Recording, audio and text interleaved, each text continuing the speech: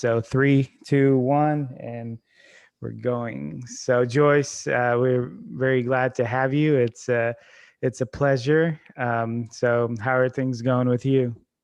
Happy to be here. I'm good. I'm chill. Awesome. Chill. That's good.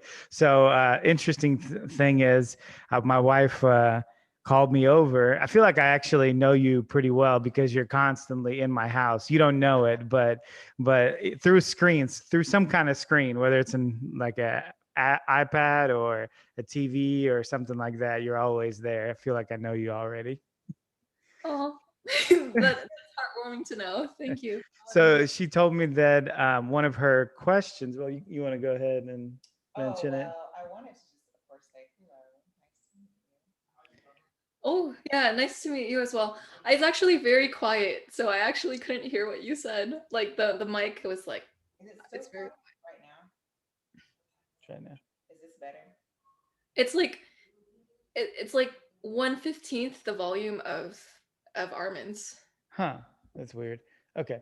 Let's just go ahead and use. We'll improvise. That's part of what we do Should here. just sit Yeah. forward. You want to come closer? We'll adjust. Okay. Can you hear me now? Yes. Okay. I was just gonna say, like, nice to meet you, but also yesterday I listened to your podcast with Jamila and Denzel, and Mm. I actually got a question in at the end. So I Oh, sent the question about what made them feel drawn to each other. that's a good question. Yes. Because I kind of was just curious with, couples most of the time using different cognitive stacks. Like what makes you feel like this person was who you wanted to, do life with. So it was a really cool interview. So yes, I really enjoy listening to your channel. Sending a big heart out to you. So Joyce, tell us like what you do. Like what is it that you do, and what is your like channel and about? Yeah, so my channel is on the 16 Jungian types, and it's where we get to ask people of the type actual questions of how it's like to be them, how their cognition works, and how day to day life is for them. I kind of see it as the humans of New York of type. So, like the YouTube page or the Facebook page, Humans of New York, it's a picture of someone and then it'll have their story written there. I kind of hope to achieve the same thing with Type Talks, which is the YouTube series I'm doing. I want people to be able to say their truth, to say their soul, and to broadcast it so people understand the types more deeply. And so you're not just reading a description, but you're living their story through hearing them voice out all the things that matter to them. So it's a chance to get to know individuals more on a deep spiritual soul level, but it's also a chance to get to know the Jungian types better in an organic form. So you get to hear from their words. You're not reading a two-dimensional description, but you're having a human tell you their day-to-day experience. I find that sometimes type can get lost like a game of broken telephone. You know, when you whisper something into someone else's ear and then they whisper into someone else's ear, and by the end of 10 people, when you hear what the last person said, it is totally not what the first person said. I find that some type descriptions can turn out like that because we're not asking the person of that type how they experience their type. It's more like one person is talking about that type and another person is hearing it and they're copying and pasting it, and then another person is copying and pasting it. And so my goal is to have people speak for themselves. They are the person who gets to be in the court that speaks for their own side. So it's kind of like if you have a couple and you have one couple going like, I know you said this and I know you meant this from what you said, and then the other couple's like, that is totally not what I meant or said. And so when we have someone to really represent themselves, it allows for less miscommunication, and that's the hope. I was curious to so we were driving out of town and for a few hours, and Monique put on a few of your episodes and some things to kind of get me acquainted with it. And so I wanted to ask you, the way you're speaking about it, are you concerned that these types that will be considered like what we do now as like stereotypes for um, like for for ethnic groups or others, we have certain stereotypes. Are you afraid that people will just now use this as a stereotype to describe a person, whether and not really focus on the individual? That's a good question. The human mind stereotypes. When someone looks at me, they probably assume that I eat rice and that I I tend to speak Chinese, or that I don't know. I Mhm. don't. I eat dogs. I don't know if that's a Chinese stereotype, but people tend to look and they generalize because in our caveman part of our brain, when we generalize, it might save our life. Like when we hear a bush rustling and we assume that it might be something dangerous, we might be right in our assumption, and that split second stereotype might save us from becoming supper for someone else. But in today's modern world, it's not helpful always to have stereotypes, but our brains are so prone to that. I think when people learn about typology, the easiest way for them to grasp it is through stereotyping the types. It's what's most easily that we can wrap our brain around that. But over time, I hope that we can kind of progress from a stereotype understanding to an actual understanding of people as individuals. So it's okay if it starts out that way, because I kind of expect our brains to kind of find that to be the easiest point of least resistance. So I don't blame anyone for stereotyping. But I would say, like, over time, when they get to know type better, maybe they'll know better. And so they won't stereotype as much. Yeah. And I get afraid of doing that, because what if I invite someone on type talks too much and then someone starts to just associate that one person with that type? It's like, if I bring on Jamila all the time and she's my only ISFP, then people are start going to assume that all ISFPs love aesthetics just in the same way that Jamila does. But maybe that's also a Jamila thing as well too. Right. So people kind of take patterns as rules all the time. They're like, oh, it's a pattern for ISFPs to like aesthetics. And then they accidentally turn into a rule. It's like only ISFPs can like aesthetics. Well, nope. That's not exactly the one-to-one there. But people like to kind of make black and white judgments on things because it makes our primal brains feel safe. When we can make that one-to-one connection, we feel a little more safe. But I would say over time, I would like to bring on more guests of each type. So I'm never going to just purely recycle the same guests. I'm going to over time bring in new people. And so you get a bigger spectrum of a type. So you don't just get Jamila, the ISFP, but you get other ISFPs as well. And so you don't just get to hear one perspective, you get to hear a lot. And so you can go like, oh, I met an ISFP in real life, and they're more like that type of ISFP. And then the other ISFP I know in real life is a little more on that side of the ISFPs. And so, just like everything in life, type exists on a spectrum. And I want to be able to showcase the spectrum. And I don't want to just narrow it down to just black and white. What made you interested in getting into this period, at the very onset? Yeah, it was my ENFP best friend in high school when we were 14. She typed me and everyone we knew. She typed our families, our friends. And she told us, like, she told me, you can take the test if you want, Joyce, but tests they can be wrong. And I already know your type, so just believe in me. And at that time, it was kind of offensive because she's kind of like, I know you better than you know yourself. But I figured that that was her way of showing love. That's how some people show love. It's like, I know you so well because I love you. And now I learned to see it like that. But the reason why I'm so fascinated by type is that when I did learn about type, I felt like it explained me better than anyone has ever explained me back to me. And I knew that there was something behind it. I'm like, there's no way this is just random chance. This is a really great description, like an outline, a skeleton, an exoskeleton, a theme of who I am. It's just laid out so clearly that it's almost like seeing a fundamental truth for the first time. You look at it and you can't unsee it. It's like seeing the color purple. Once you see purple, you can't unsee the purple. And that's how type felt like when I first learned about it. I was wondering, I was curious to know when you first were reading about the descriptions for your type, which I believe is an INFJ, if I'm not Yeah. mistaken. Okay. What initially made you feel like this is me? Like, do you remember what did you read about it initially that made you feel solid in it? Or did you have to read everything or take in as much information as possible to feel like it really resonated with you? Yeah, there were multiple fact points of the INFJ that really resonated with me.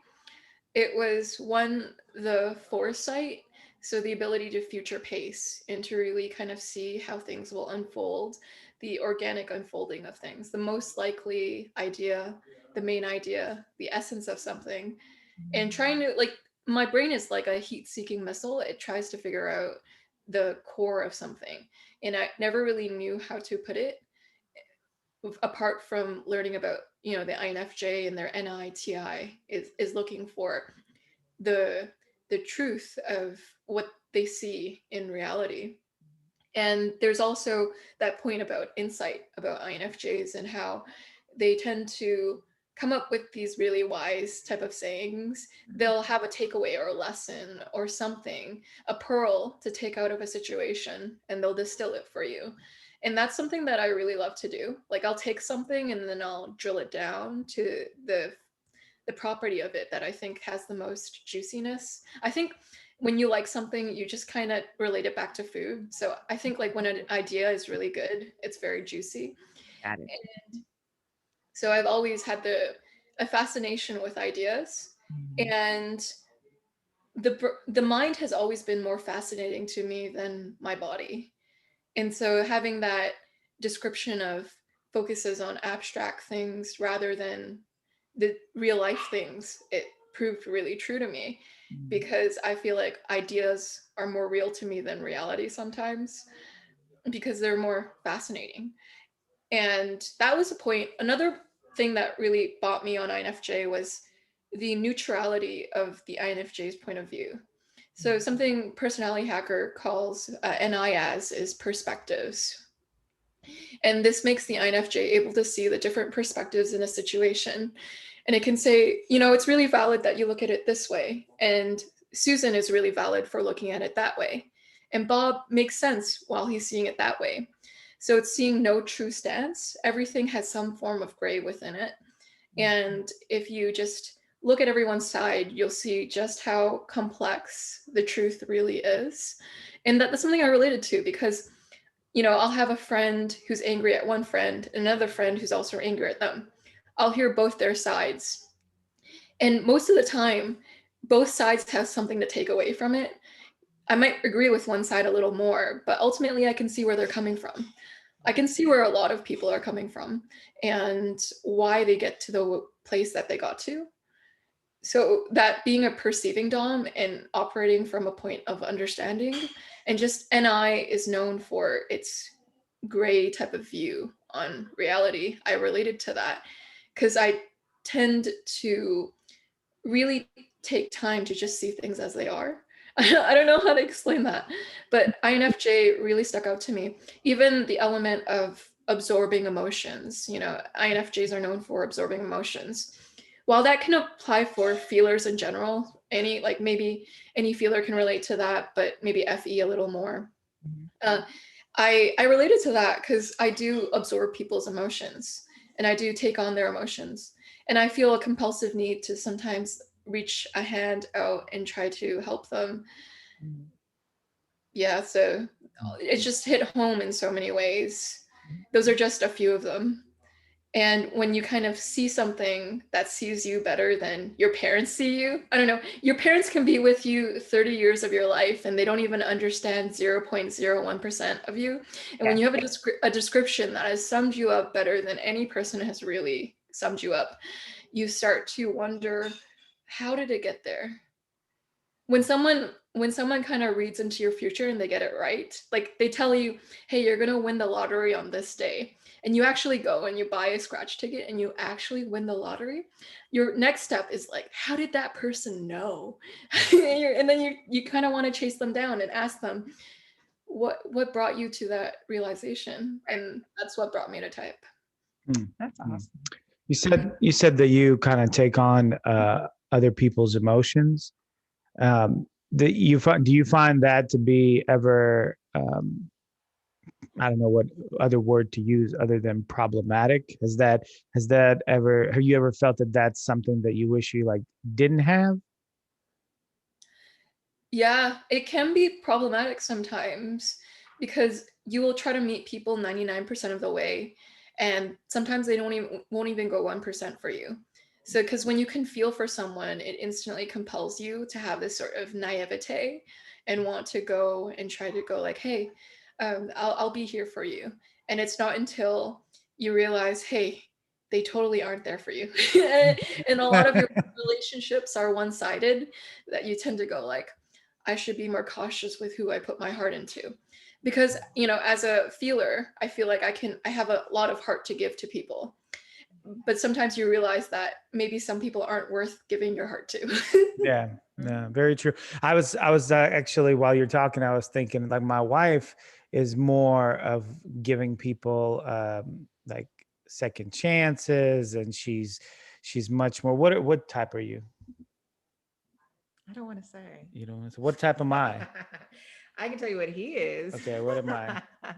I'm just messing. It's fine. I'm also an ISFP, but I kind of was like, is that noticeable? Whatever. But anyways, he's an ISTJ. Okay, so like, But there's a story behind that I also wanted to share. okay, so she's more like well, from what I see, from my perspective, is she takes on a little bit more of other people's feelings, and for me, I never. It's always difficult for me to understand that because I have a cutoff, and it's like once somebody has, there was a general a long time ago, and he on his epitaph he wrote that I have never had a friend that served me or an enemy that wronged me that I have not repaid in full. And so I always feel like I return people like what they bring me, but obviously like to a degree I temper it, yes. But she's I feel like she always like kind of gives people that emotional content that I can't provide, or choose not to, whatever you want to say. But I think we end up meshing well, and that kind of works out, even though we're two kind of different personalities together, it meshes well, almost like pieces, of a puzzle that come together. So I thought I'd share that. What did you want to say about it? So I have so many things. First, when we initially took the test, so a relative of mine initially introduced the MBTI to me, and we were discussing it, and I was kind of like, well, what made you get into that? And she's like, well, I kind of wanted to understand people's perspectives more because I felt like I wanted to be able to understand where is the disconnect, because there's obviously we're not meeting on the same page. So I was like, well, that's interesting. So then she was like, well, let me do your testing for you, whatever. And she had it in her mind that we both were introverts. But she was like, I'm just curious to see where you fall. So when we both did the test, we ended up being ISFJ. And I was like, this doesn't feel like home. Like, in the sense of me and you being the same type, I just don't see that at all. So then I went and bought the book, Please Understand Me. And in reading it and digging deeper, I resonated the most with ISFP. And I did not even have him retest. I was like, you're an ISTJ. Because even though, like, that book, it mentioned that an ideal partnership would be an ISTJ with an ESFP, but I didn't resonate completely with extroversion. Like, I can be extroverted and I do push myself to be extroverted, but my natural inclination is always self first above tribe, I think is what you talked about before. So I'm always processing, how does this affect me, in the sense of like, how can I give my best self to other people? Because I feel like if I can't take care of myself, how will I be of benefit to the group? Mm. So, and digging into that, I was like, you're definitely an ISTJ. But I almost felt like, because I felt so comfortable in the ISFP, I wondered, could I be wrong? Could I really be something else? But I'm blind to it because I'm, reading it and I'm like, oh, this sounds like me. I feel comfortable. But there were just so many things that felt like home, in a sense. So I just thought it was funny that, like, the whole giving people a second chance, I think a lot of that comes from the trying to understand other people and where they're coming from, so that I'm like, are you genuinely like malicious, or are we just not understanding each other? Like maybe I'm missing something in this situation, you know? So I'm like, I always, like my mother-in-law always jokes, because she's an ESTJ. She always says when she meets people, it's like you're starting at 0% with her. You have to work your way up to 100%. But with me, I'm like, everybody starts at 100%. I will give you a clean slate, and then you slowly, whatever, over time can knock your way down.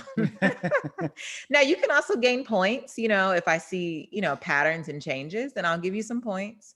But everybody gets, you know, the 100%, and then we kind of start off from there. And I think my husband's more of the 0%. Like, I think he wants to give everyone the benefit of the doubt, but it's always like this Russian expression that they use where it's like believe but verify. So he's always like, yeah, I'll believe it for now, but I'm gonna dig a little bit deeper and see what's behind this. And are you even worth it the second time? You know? Yeah. So it's just funny. But so I had a question for you, Joyce. So we were listening to on the way, but we didn't get to finish, but we were listening to the episode where you had two gentlemen on that were living in Japan. And so I wanted to ask you, and my wife just mentioned I was born in the Soviet Union originally. And so how much does culture you think plays in personality types, if any at all? That is a really good question. I'll start off by talking about my culture. So I'm Asian, and one of the ways that being Asian can kind of affect how your personality type shows up is, specifically for Chinese people or traditionally Chinese people, they have a very STJ like culture. And so sometimes when I talk, it's not as, I don't, sing-songy as other FJs would have. Because like when you talk to an FJ that's from like a more North America type of culture, they have an obviously type of FJ sing-songy type of tone. And you can sometimes tell that someone's a feeler just off of the sing-songiness of their voice. But mine's is less obvious because I was taught to be like very strict, very no feelings. My parents have never said I love you to me. And they don't hug, they don't like, there's no way you can tell that they love you except that they give you food. That is your one. And so you're going to create this weird type of INFJ who seems like they have a little bit stronger thinking function, TI, when I feel more of a feeler internally. It's a weird mix, right? And so that's one of the ways culture can affect it. Also, Japanese people. So Japan is a very introvert type of culture. So sometimes an extrovert, you'll meet someone who's an extrovert there, and you're gonna go like, I swore you were an introvert. I swore you were an introvert. But they're just tame because they're very composed in Japan. Even in the transit, you're not allowed to talk, or you're gonna get severely frowned upon. It's so strictly regimented. Everyone is kind of like quiet and kept to themselves. When you go to a hotel and you get checked in, you don't have people greeting you. So it's just a very introverted culture. Mm-hmm. And so it'll skew people to seem that way if they come from that culture. So that's how it can get affected. That's how type can get affected, because you can really show up differently depending on where you grew up. On the contrast, people who have grown up around people who encourage their functions. So let's say Monique grew up around other ISFPs. Now you're going to have a supercharged ISFP that is easier to type. There are certain people I call the unmistypables, or like literally you can get 1,000 people to type them in a row. They would still type you as the same type. yeah. And so if you meet someone's culture that is congruent with their personality, it's more likely they'll turn out to be unmistypable. The same thing is with my ENFP best friend. You could ask 10,000 people what type they think she is, they would all arrive at ENFP. There's not a single person that has mistyped her. And she thought that she went through so much self-growth that she's now an introvert. She's not. Like nobody types her as an introvert still. Like she's just so obviously ENFP. Yeah. Huh. Interesting. So I guess from the standpoint of, so thinking outside the box, in ancient, Rome, they had such a system of like carrots and sticks to create these uber ambitious men and that's why like Rome has historically produced more historically like grandiose figures as opposed to other cultures in that area because they actively pursued their children to have this uber ambitious spirit. So my question, or I guess this kind of conversation where I wanted to lead it to was, um, can a culture create more um, of a particular type, or do they just deaden the other aspects of different types? I would answer both. I think you might see different population percentages of the types in different places for different reasons. So the first reason is there might actually be a different type of percentage breakdown in that area. And maybe it's true that in Japan there are more introverts, like even genetically there. And I think the second thing is people get mistyped when a culture is very strong. So here's an example. Most people type their moms as ESFJ or ISFJ, which is true 20% of the time. That's where the statistics hold. 20 to 30% of people are within SFJ category, but not everyone's mom can be a SFJ because that's just statistically impossible. So someone has to be mistyping their mom here. And the reason why that happens is because moms are nurturing. Moms look like they have FE and they're always providing for their practical needs of their child. So it looks like an SFJ description, meets your practical needs, washes the dishes, makes you food and chicken soup, and takes care of your feelings. But these are also traits of being a mom too. And so sometimes people mistype people in certain cultures because you can really seem like a certain type within a culture. So it's both reasons. Both the percentages within places are different depending on the place, and two, people mistype because they stereotype. I think it's funny too because I guess in the traditional sense, so my mother is an ESTJ, but as time has gone on, she has become more of a feeler. I think just because life of experience and whatnot, but at her core, she's an ESTJ. Like that is, I would say, how she functioned in raising like me and my sister. And so my sister's type is also an ESTJ.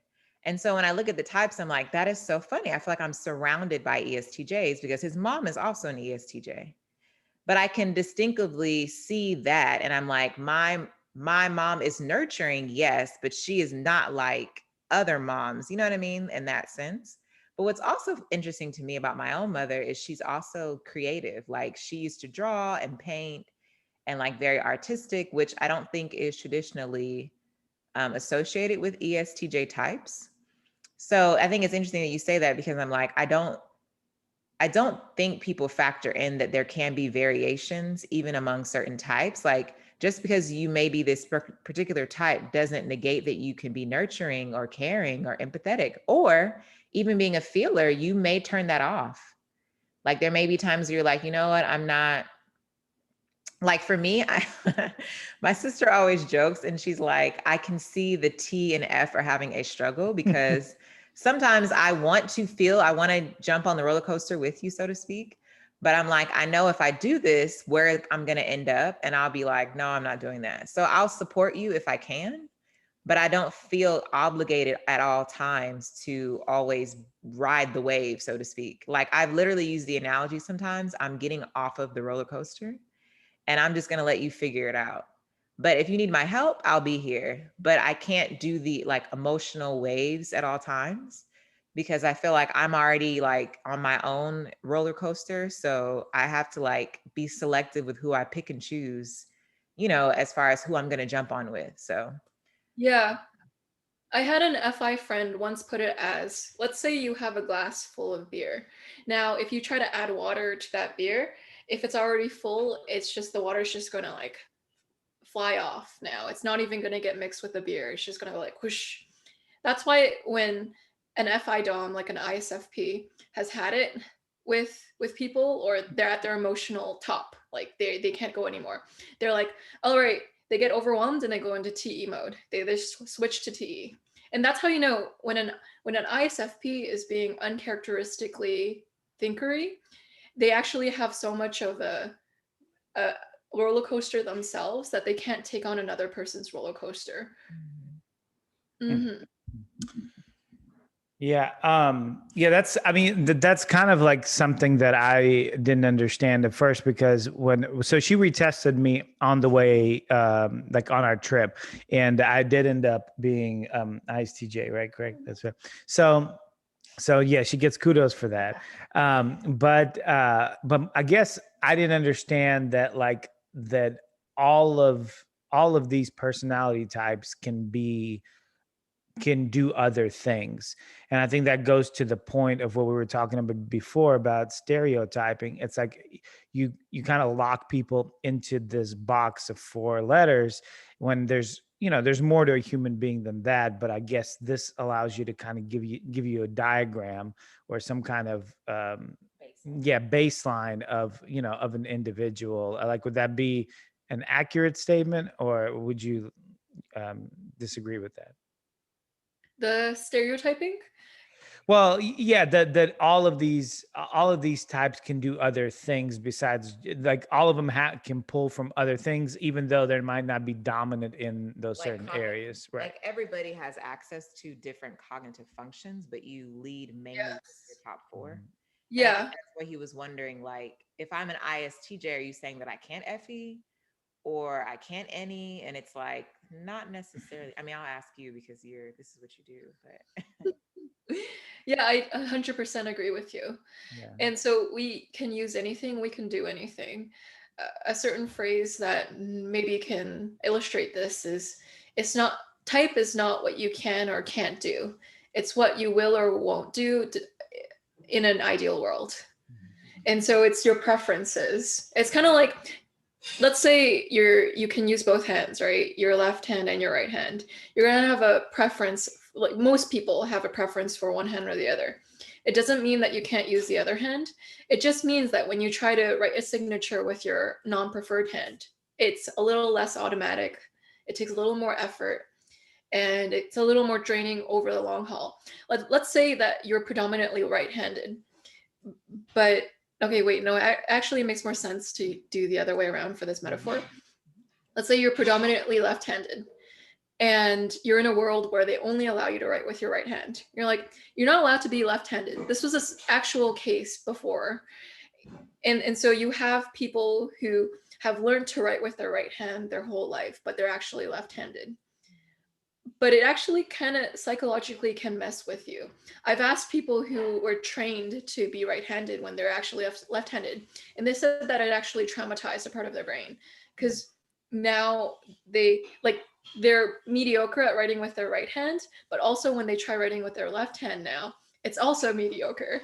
So it's like when we don't respect our natural preferences, we can actually psychologically mess ourselves up a lot. So instead of being mediocre at a lot of things, type kind of teaches us where the biggest bang for our buck is. So it's kind of like this. Armin, while you can open your heart to everyone and you could be like the most feeler type of all ISTJs, you can go like, here's a bit of my heart for you, for you, for you. Like that's going to be draining for you, and it's not going to give you your most bang for your buck. You have no idea. I've tried it. It's so draining. Yeah.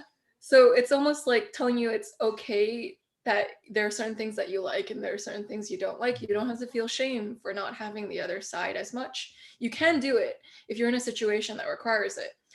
But it's kind of like this. If you go into a room full of people and you have this exercise with them, you ask them to put a thumbs up depending on the task that they like. And you'll say things like, do you like public speaking? And then, 4 people in the room give a thumbs up for liking public speaking. One gives them medium, and then some people are like, no. And then you ask a few other questions. Do you like doing things when you feel like it? Or is it easiest for you to do it when you're feeling like it? Or can you just push through even when you're not feeling it? So you'll have some people giving a thumbs up to the question and a thumbs down.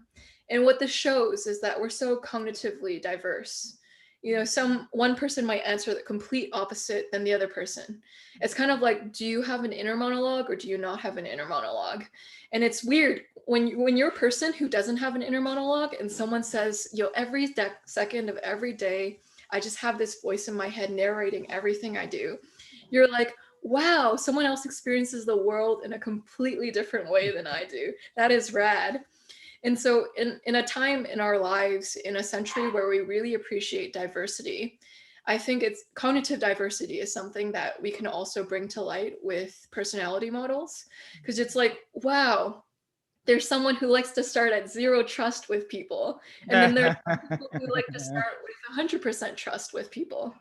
And, a word to make it easier to communicate with each other is, the thinking and feeling divide. Oh, it's because I'm a feeler. So feelers are more likely to trust with their full heart first. And thinkers are more likely to be a little more cautious or skeptical of people first. And it creates that big divide where, Armin, you're like 0% trust until you gain it. And then Monique's like, I'll trust you until you're meanie. A meanie. And both approaches have their merits. It kind of teaches us to not demonize the other side too, because human beings, sometimes there's a similar to me bias. That's why, parents kind of want a child to live up to their image, because on some hand, we get afraid when our child is too different than how we're like. But personality theory kind of teaches us that there are many ways to be right. There are many ways to skin a cat. There are many ways to slice a pie. And that's a beautiful takeaway for me. I always use type to see the world more beautifully. It's like a beauty filter. It helps you see the world in all its full beauty. You get to appreciate and squeeze every last drop of that lemon juice out of life when you learn that you can learn a little bit from everyone. You can take away a little bit of everyone. So it's kind of like this. Something that type would kind of teach me is, let's say I was an ISFP like Monique, and then I'm looking at you, Armin, and I'm like, you know what? You do get stuff done sometimes. And I'm like, even when you're not feeling it. And then I would be like, although that's not my primary preference, I can learn a little bit from that. I can like try to figure out why that you can do that, and then try to take on a little bit of that for myself. And so type kind of teaches us to name things, and then when we can name it, we can claim it. And that's one of the amazing benefits. Oh, I was also wondering, I know like you always say, don't look at someone and try to figure out their type, but do you ever have guests on and you like, after talking to them for a time, you're like, oh, I'm pretty sure this is what they are. And how do you come to that conclusion? Ooh, yeah, sometimes I make a quick guess. I can guess sometimes without people talking. But I'm open to being wrong if I haven't heard their cognitive process. So when I entered this Zoom call, I actually, in my head, I was like, Monique looks like an ISFP. I don't know if she is one, but she looks like like you look like a person who is really keen on aesthetics. Like you just get it. The way that you accessorize your earrings with your headpiece, you look like a work of art as a human being. And I was like, likely ISFP, I'm open to her being another type, but that was my first initial guess. And I'll have that sometimes. In my university, we have career counselors who all know their personality type. And what I would do is I would guess their type before they would tell me it. I'd be like, you're an INFP. And he's like, yes, I score INFP. Sometimes I like to guess because you can sometimes feel type off of the essence of a person. After meeting enough people of a certain type, it becomes a little more streamlined with certain people. You're like, I've met a few people. If you add them together, it seems like that person. So you can make a educated guess, but you can't know until you talk to them. Yeah. That's why I didn't want to say anything, because I was like, she probably already But I was also curious, and as an INFJ, is there a type that you feel most relatable to? Or I guess not, I don't know how to phrase it. Because I almost feel like that can go any way, any type of way, depending on the situation. But is there any other type that you naturally feel drawn to, and you don't even know until you get to know the person what their type is, but just it's like over time you notice like, I tend to always be drawn to this type of person, you know? Yeah, I've heard stereotypes about ENFP, ENTP, and I'm like, is that really legit, or is that just a thing? It was so the ENFP I talked about who introduced me to type, she forced me to become her best friend. She's like, you don't have a choice now. So there's a slight truth to it. She kind of caught me and I didn't have a choice. If I hated her, she would still force herself on me. So she's persistent, that one. I find that I'm drawn to feelers because I'm a very emotional person, or I'm a sensitive person. And so when I can find someone who appreciates sensitivities, I feel like I'm at home. So when I have a person who knows how to nurture my feeling function, especially since I'm from an Asian upbringing and emotions don't exist, they're kind of like Santa Claus. Like you might hear about it from around you, but you'll never see Santa Claus. It's the same thing with feelings. You'll never hear people explicitly saying they love each other. But one day your mom will catch on that you like a certain type of chocolate, and then you see it in your house one day, and that's how you tell that your mom loves you. And always not having that words of affirmation, not having that feeler touch in my life, when I have it through my friends, it feels like home. Just like how you described it, use the word type made me feel like home. Reading the ISFP description made me feel like I was at home. It was the same way for me. Like typology feels like home to me. That's why I don't think I'll ever leave it, because it's kind of the only thing that has ever felt like home to me. Yeah. And it's, I guess, I'm sorry, I'm kind of like asking. No. So I know that you say, so feeling, but in having extroverted feeling, when you say that you feel sensitive, what does that mean for you? Does that make sense? Yeah. It means for me, like when someone reads a paper that I write and, they kind of mark it and they go like sucks. If they're too rude with how they comment on the things that I write or something, or I say, they're kind of like, oh, you suck, or you did this wrong, or I have this hard time with corrections sometimes, even at work, when my boss would say something a little too bluntly that I did wrong, and their tone and delivery was a little off.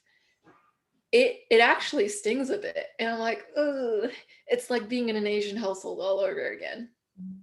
And so just once in your life, you kind of want your emotions coddled, and I find feelers do the magic. They're like medicine for people's feelings. Whereas I think thinkers sometimes don't like sugarcoating, and they're like, they just say it as it is. Yeah. Like Asian dad, when you have an Asian dad who's also a thinker, he says things like good for nothing, useless, and it's like, whoa. Settle down, Dad. Settle down. Exactly. Yeah, you tend to kind of really like the feeler touch because it feels very nurturing.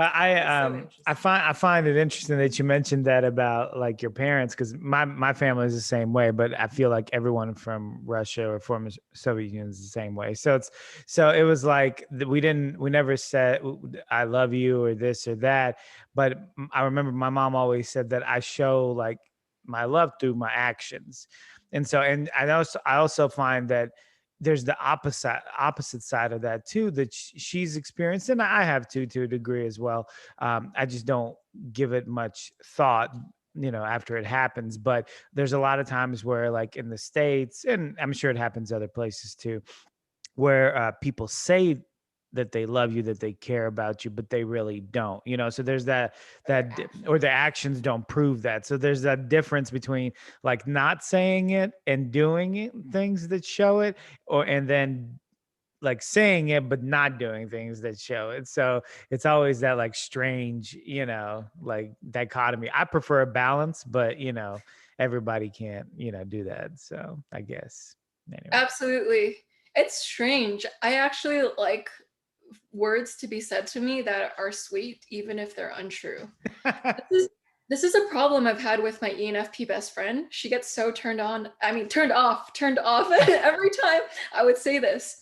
I'd always say, I love fake people because the words that they say are so sweet. And she'd go like, ew, phony people. If they don't do what they say, then that's even worse than if they were to say nothing. But the thing is, I get the emotional high just from them saying it. So I'm like, I'm okay if it's a lie. Just like, it's okay if it's phony if they don't mean it, but it almost feels nice because as an FE person, I sometimes feel like I need emotional feedback or back and forth with people. So even if I feel like they're playing with me when they say compliments, even if they don't mean it. And so I naturally take emotions pretty lightheartedly. So I'm like, I'm not going really deep. If they say like, you know what, you're the best, like this and this and this, I'm not taking it very deeply. So it's okay if they lie because I never really truly like took it for what exactly they said. But like for my ENFP, her FI is like, that's phony though. Like they're saying a compliment because they want you to like them because they're trying to achieve something from you. It's kind of a dirty motive. And so she would give like the suspicious eyes. And it I don't know, it's just so interesting to see the differences between people. Yeah, I was actually just going to ask you about that. Do you take it deeply? And you just answered. I mean, that same thing that I was just going to ask about the fact that you treat it kind of superficially, so it doesn't even bother you that whether it means whether they mean it or not. So Yeah. yeah. So go ahead. Oh, I was just back on the extroverted thinking, I believe it is, with the harsh criticism. So I actually prefer that people are direct with me, even at times harsh, because initially I'm like, ooh, that hurt my feelings. But then I'm like, okay, well, what can I learn from it? Or maybe there's some truth to that. Maybe they said it kind of harshly, but there is some truth in it. What can I learn from this?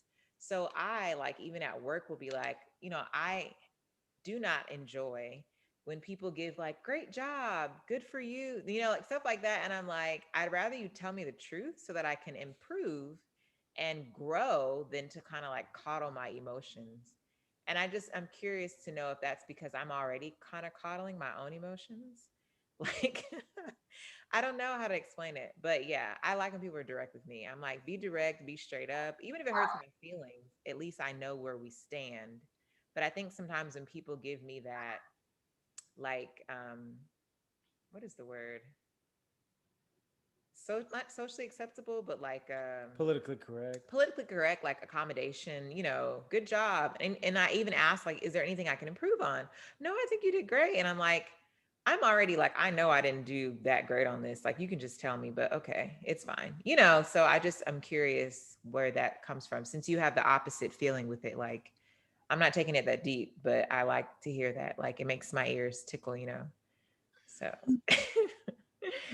but what was your other question? Oh, so you were talking about like left-handed people. Actually, my grandfather dealt with that. He was left-handed, but he was taught to use his right hand. Both kind of being mediocre. What do you think about people changing their personality type? So if you're intrinsically one type of personality, type at this particular moment, right? If you decide that you want to change it, is that a real possibility, or are you just pretending and therefore possibly could have traumatic ramifications down the road? Or is this something that's actually like a possibility within this system to be able to change your personality? Let's use an analogy of a wall of bricks. So let's say you are a brick wall builder, and for red bricks, you can build either 50 red bricks or 10 blue bricks or 5 yellow bricks. So technically, you could build the wall with just yellow bricks, but you could build a much bigger wall, a much more effective wall with the red bricks. So technically, maybe you could look like you changed your personality type through your stereotypes and what you exhibit, right? Your actions might show a certain type, but your underlying cognitive process will always be the type that you originally had. So it's kind of like, let's say you have, as an ISTJ, your primary brick is SI, and your secondary brick is TE. So you'll have a little more SI bricks. So if you choose to capitalize on the Uist version of you, your brick wall will be way more plentiful, way more elaborately built, way more pieces to work with. And technically, you could also build a TE wall. So you would have a little less bricks with this, but you still can build the wall. It'll be a little less elaborate than the wall you could have built if you just went with your complete natural preference, but you can do it. And maybe if you wanted to, you could even build an FE wall. I don't know if you wanted it. So, but let's say you only get like 2 FE bricks. And so you could build a wall, but it's going to be a pretty sad wall compared to your full potential as a person. It's kind of like you were born as a Olympic swimmer. Michael, is it his name? Michael Phelps. I really suck with names. He's only the most famous swimmer ever. No worries. Yeah, let's say Michael Phelps, he chose to actually become a grocery store worker. Ooh. And he could do it really well, right? But he's not living up to his potential. Right. And so you can be a different type on the surface, but your potential would probably lie a little more on the side of your natural talents. Yeah. Even with StrengthsFinder, if you know about GALLUP, it's actually a personality indicator with a lot of research behind it, like a lot. If you want to search up StrengthsFinder, and you can apply these insights back to the 16 types as well. What they say is that you gain more bang for your buck when you try to use your strengths in a way that's creative in your day-to-day life. They say the reason why people are kind of depressed at their job, or they aren't enjoying it as much as they could be, is because they're not using their strengths as much as they could be in their day-to-day type of tasks. And over time, that can actually create depression or anxiety for people. It's kind of like you feel this low-grade anxiety and stress, and you just don't know where it comes from. It can be because you've been living out of your preference for a long period of time. So let's relate it back to your right hand and left hand, right? For some people, making that transition from left hand to right hand is easier. And they're like, no problem, I can write with my right hand. With some other people, if they're left-handed trying to transition to their right hand, you might actually mentally mess them up for life. And so different people deal with situations differently. And so what type teaches us is like, if someone is depressed or anxious or stressed or dysthymic, one of the factors could be because they're living outside of their natural preferences, out of the things that truly make them happy. Yeah. It's kind of like if you put an artist in the job of an accountant, they can be an accountant, but depending on how much they like numbers, that could be torture. Well, I was to pivot off of what you said. It actually goes well with what I was thinking next. You were talking about depression and so forth. Where do you see this types system and people that are like you, that are involved in this, that are helping others to identify, what they are and so forth? Where do you see this going practically? Is this something that's just fun? Is there a place for it in like mental health and helping people with mental health? Is there a place for it in another facet of human social systems, so to speak? Mhm. I kind of see it as us being early adopters right now. I think the 16 types is in its baby phases, and over time, it is going to have more and more material. So right now, we don't have any ISFPs writing about how it's like to be ISFP. But one day, there is going to be material written by ISFPs from ISFPs. And from that, what's going to happen is people are going to realize that type is a real thing. Because some of the disconnect from type comes from the descriptions being a little wonky sometimes. But over time, the descriptions are going to become more accurate. And when that happens, people are going to start taking this way more seriously. And then what's going to happen is this is going to prove to be something groundbreaking, I believe. Because from all the people I've ever met in my life, there's a way to kind of figure out their personality type. And I think the practical use of personality type is, one, people wonder why they always clash with their parents or with their partners. And sometimes it has to do with the cognitive functions. Sometimes it has to do with the dichotomies, you know. And so when you're able to root out that, you're able to not take things personally. It's like, oh, they weren't trying to think, like, some people don't wake up in the morning thinking about all the ways they can piss you off. It's normally a personality difference. Yeah. And so what I think this personality studying can do is give us more empathy, compassion, love, and truth. And it makes it easier to love people when you can also understand. Because sometimes, like, let's say someone has the philosophy of love. Like, I want to love everyone on this planet.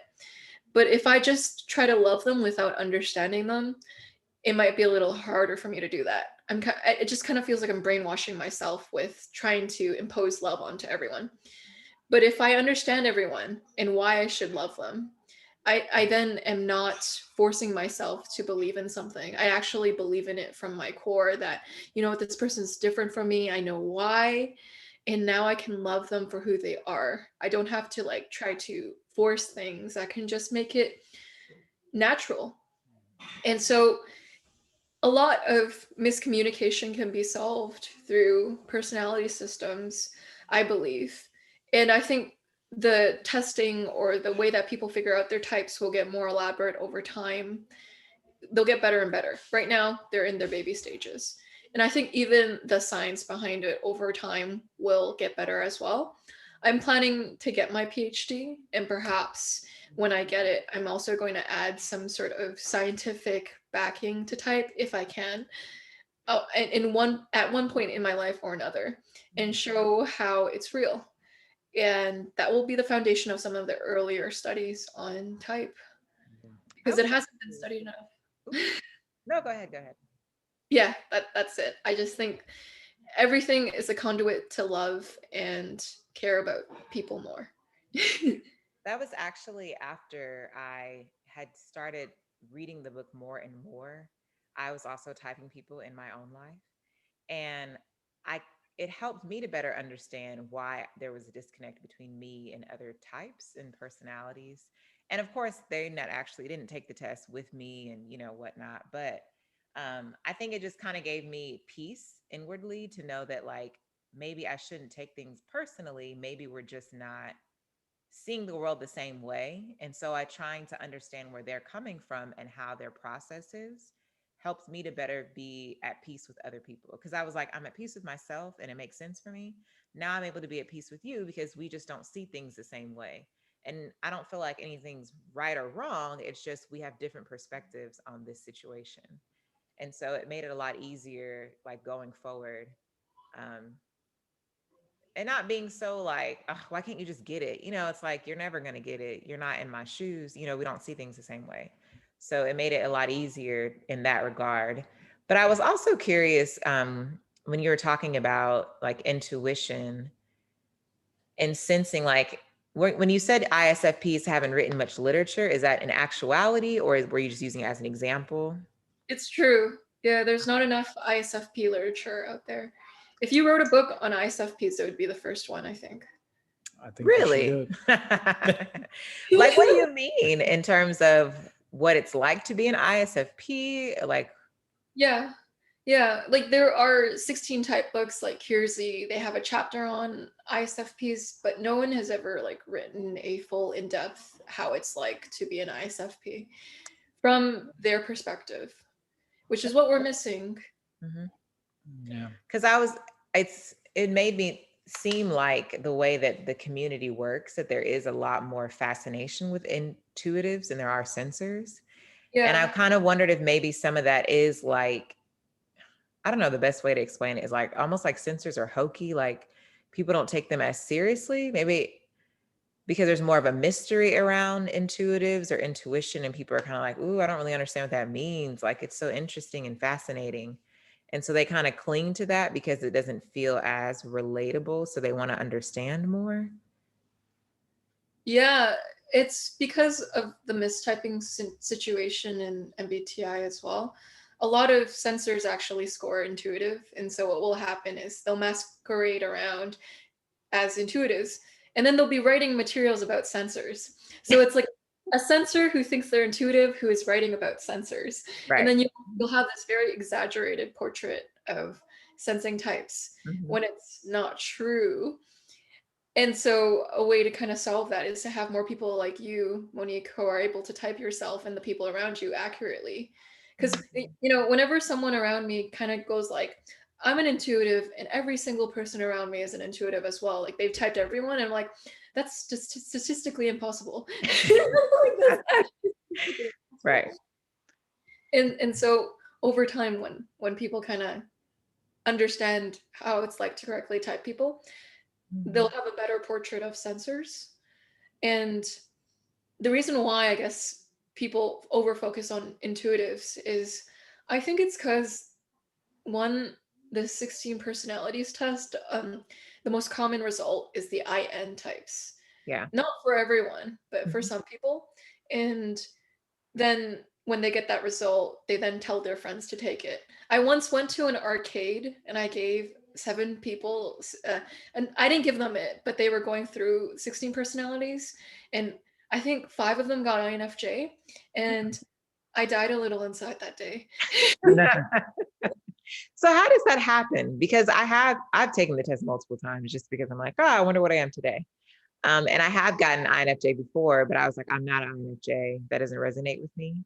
But I'm like, how does that happen that people test INFJ? Is it maybe that they're unhealthy in that moment? Like, if that makes any sense? Because I feel like when you're, like, I know you talked about before being in certain loops that people get into. And I wonder sometimes is that what's messing with their testing? Or even answering questions from an idealistic point of view, like, this is how I want to be, but that's not actually how you are.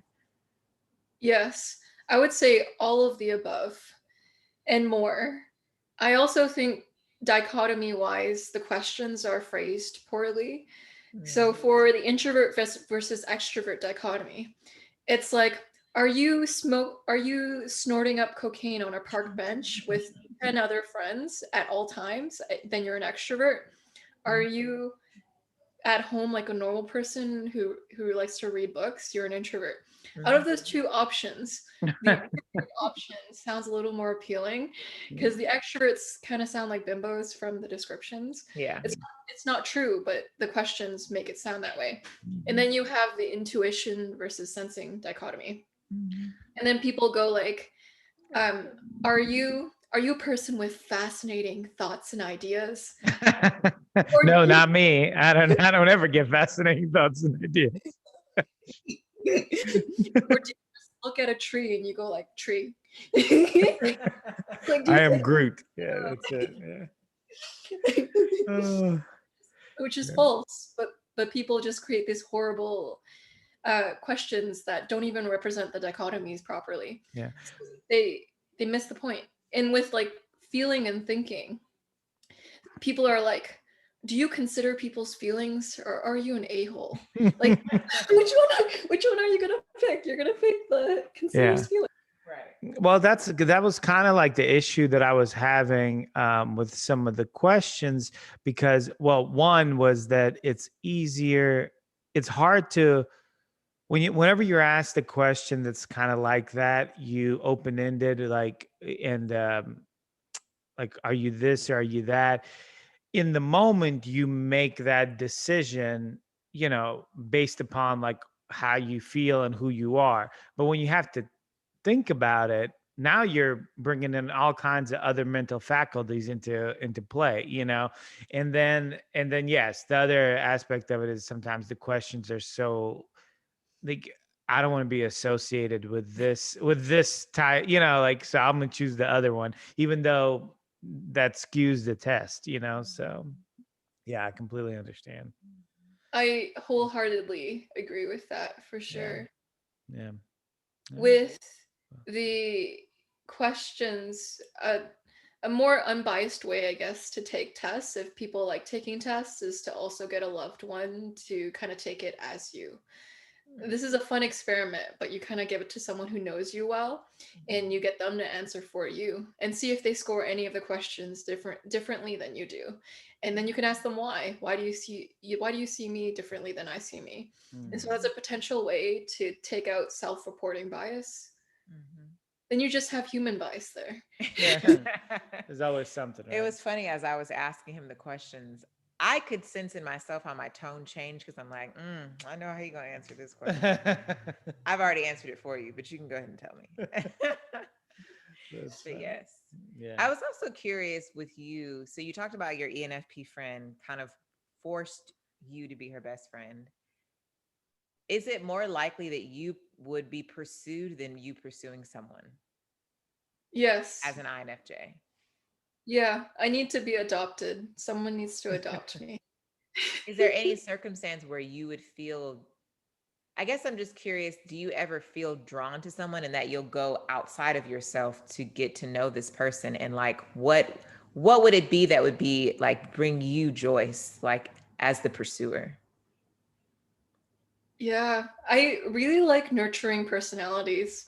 There was this ENFJ in my university, and I thought she had like the prettiest vibe ever. And so I tried to become her friend.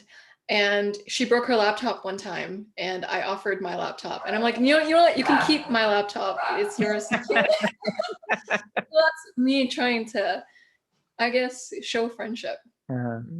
Interesting. Did she ever become your friend? She's my friend. Yeah. Okay, awesome. Oh, okay. Well, then it was success. It was you bought a friend with a laptop. It's good. Is there ever, I guess, has there been a time where it didn't work? You tried, and you're like, this just isn't working. Yeah. There are some people who just, when I'm trying to be proactive, I still seem passive. So I'm like, hey, you know what? And when I talk to them, I just seem like a normal person level sociability. So people miss the cue that I want to be their friend. So they're like, oh, Joyce is being friendly.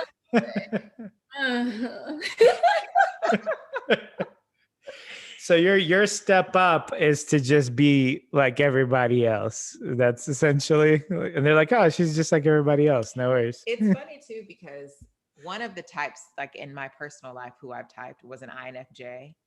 And I would always feel like I was getting mixed feelings, like mixed emotions back and forth. And so I was kind of like, okay, I'm done. Like, I don't know if this is real or if this is like, today you want to be my friend, but tomorrow you're different.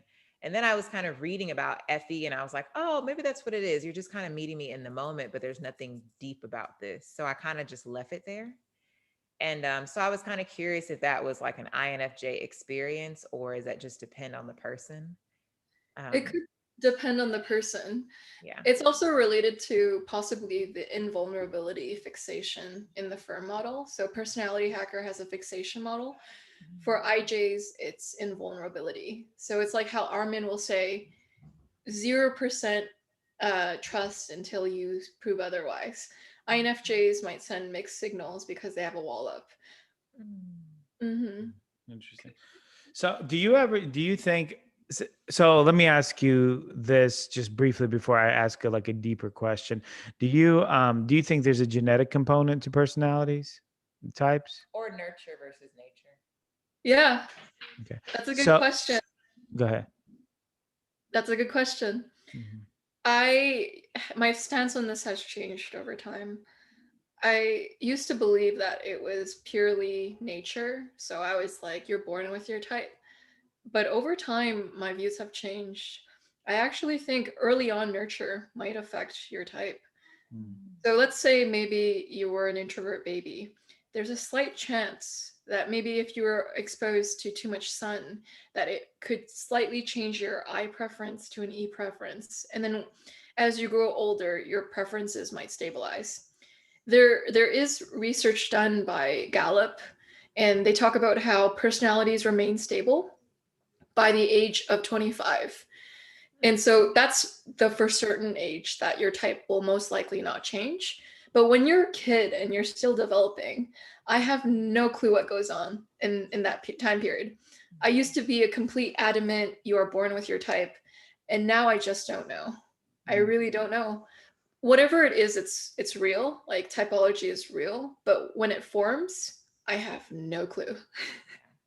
Because I wondered that with INFJ, since they're the rarest type, is that more of a nurture situation in that it's almost like you are I don't know how best to explain, but I think of it more as like a blanket. Like you're kind of having blanketing over every situation because you don't really have like your own. I don't want to say you don't have your own identity because you do, but you get what I'm trying to say. Like you can kind of like, oh, I'll cover myself up and I'll just take on what everybody else is giving me at this moment. And I wondered if that came from like environmental factors in the home that kind of changed the way a person, developed. Because I felt like in my home, even though my parents, I don't know what my dad is. I think he might be an ESFP. I'm not entirely sure. But they were really encouraging me and my sister to pursue what makes us feel most comfortable in life, as far as what makes, I don't want to say happy, but content. Whatever makes you content, pursue that. As long as you're being a fundamentally good person, like, then, whatever career path you choose, whatever makes you feel content, that is what's best for you. So they never forced either one of us in any direction. So I felt like it wasn't until later in life that I ended up in nursing. And I'm like, I feel comfortable in nursing because I like to help people, but I also have the variety of not being pigeonholed into one area.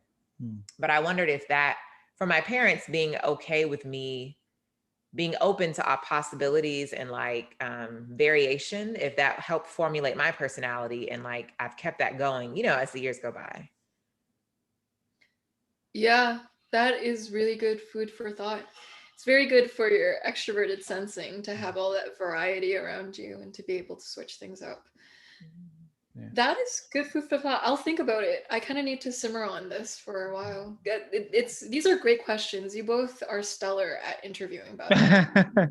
Well, it does make sense what you're saying as far as the developing process and your personality kind of develops over time, and then there might be a genetic component with combined with just right. So they say that if I'm not mistaken, they say that the frontal lobe doesn't stop developing. I think for men it's like 25, for women it's like 20 or something like that. But it's later on in life, and that's your decision making part of your brain. So it wouldn't surprise me if there was a combination of both up until that point. So I mean, hard to say, right? Well, did you have anything else you wanted to add? Yeah, that's a way. This could be hours, but I know you said you were drowsy, so I don't want you to fall asleep. So, but Joyce, thank you so much for coming on the show. I'm sorry. Oh, I was going to ask, do you have any questions? Oh, I don't know, Joyce. Do you have any questions? I didn't even think about that. Yeah. So to mirror Monique's question that she asked during the live Q&A, what draws you to each other? Oh, you flipped it on us, Joyce. How could you? How dare you, ma'am? Do you want to go first? Yeah, I guess I can. For me, it was more of a pretty simple. Besides all like the superficial things like looks and this and that, I enjoyed how she treated other people. She treated other people with a lot of kindness, and how she interacted with her family. She was close to her family. I'm close to my family. I like to think that I'm kind to people. So, there's some connection there. And I really admired that about her. So that to me made a big difference. So you can go ahead. It's very concise. Yes, I'm very concise. Yes.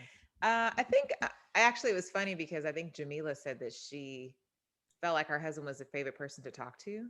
And I think I felt the same way because we were pretty young when we first met and ended up getting married. But I just remember it was so easy to talk to him.